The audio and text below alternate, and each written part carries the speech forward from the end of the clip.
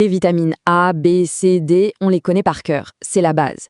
Mais si on creuse un peu, on découvre qu'il y a toute une histoire derrière.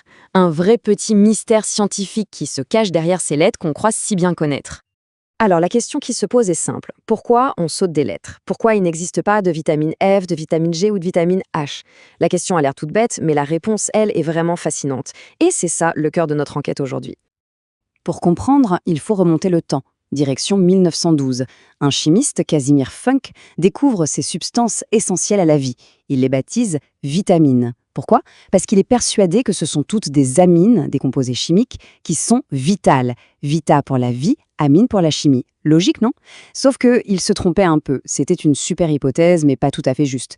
Et c'est justement cette petite erreur au départ qui est la toute première pièce du puzzle. Allez, on part en mission pour comprendre ce qui est arrivé à toutes ces lettres manquantes dans l'alphabet de la vie. Eh bien, la réponse va peut-être en surprendre plus d'un. Elles ont existé. Oui, pendant un moment, les scientifiques ont pioché dans presque tout l'alphabet pour nommer leurs découvertes. Mais voilà, la science ça avance, ça se corrige, ça reclasse, c'est un processus constant de mise à jour.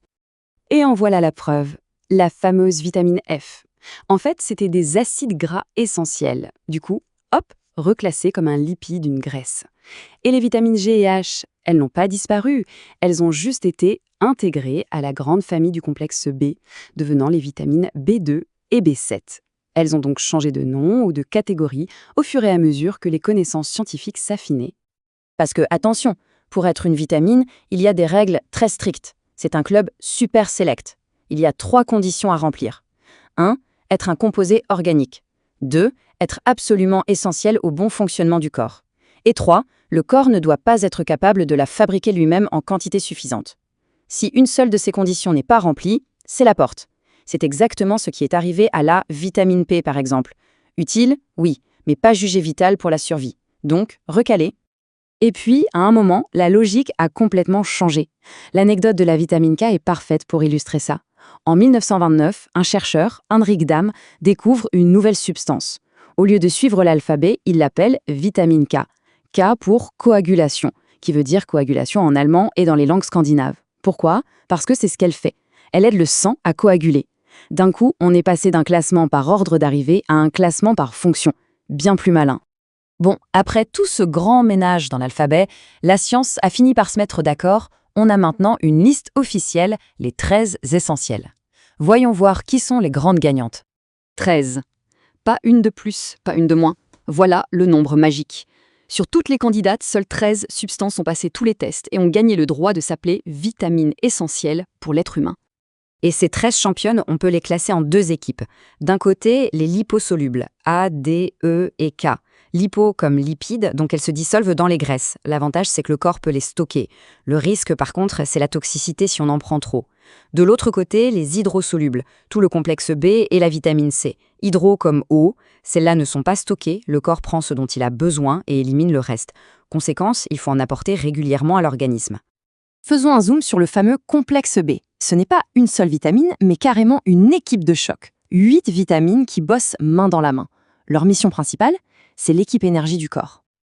Et elles ne chôment pas. Elles transforment ce qu'on mange en carburant pour nos cellules.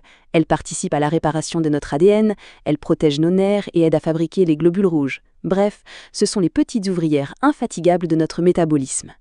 Et quand il en manque, les conséquences peuvent être dramatiques. Ce chiffre, 888. C'est le nombre de personnes hospitalisées en France pour le scorbut entre 2015 et 2023. Oui, le scorbut, la maladie des marins du XVIIIe siècle, causée par une grosse carence en vitamine C. On croit que ça n'existe plus, mais non, c'est encore une réalité aujourd'hui. Et tout ça, ça nous amène à un vrai changement de perspective. Pendant longtemps, les vitamines, c'était juste pour éviter les grosses maladies de carence, pour survivre. Aujourd'hui, on est passé à autre chose. Le but, c'est d'optimiser la santé et d'augmenter la longévité. En gros, avant, on cherchait à éviter le scorbut. Maintenant, la nouvelle frontière, c'est de voir si les vitamines peuvent aider à ralentir le vieillissement du cerveau. On a complètement changé de dimension. Et les pistes de recherche sont incroyables. On pense par exemple que la vitamine D pourrait aider à nettoyer le cerveau de certaines plaques qui s'accumulent avec l'âge. Le trio de vitamines B6, B9 et B12, lui, s'attaque à une substance toxique pour les neurones. Et la vitamine E, c'est le garde du corps de nos cellules, un super antioxydant. C'est juste fascinant de voir à quel point leur rôle pourrait être crucial pour protéger notre cerveau. Forcément, cette science de pointe, ça ouvre des portes incroyables. On entre dans une toute nouvelle approche de la nutrition. Et derrière, il y a des enjeux économiques et technologiques qui sont juste énormes. 145,62 milliards de dollars, voilà. C'est le poids du marché mondial des compléments alimentaires.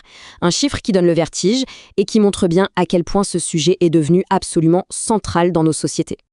Et le futur de ce marché gigantesque, c'est un mot, personnalisation, poussé à l'extrême grâce à l'intelligence artificielle. L'idée est simple sur le papier. Étape 1, on analyse l'ADN et le microbiome.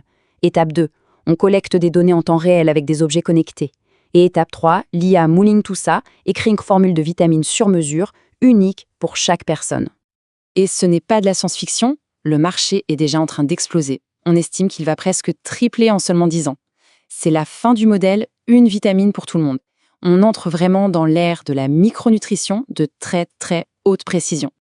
Et à l'échelle mondiale, qui mène la danse aujourd'hui? C'est la région Asie-Pacifique. Elle représente quasiment la moitié du marché total. C'est un acteur absolument incontournable, que ce soit pour la production ou la consommation.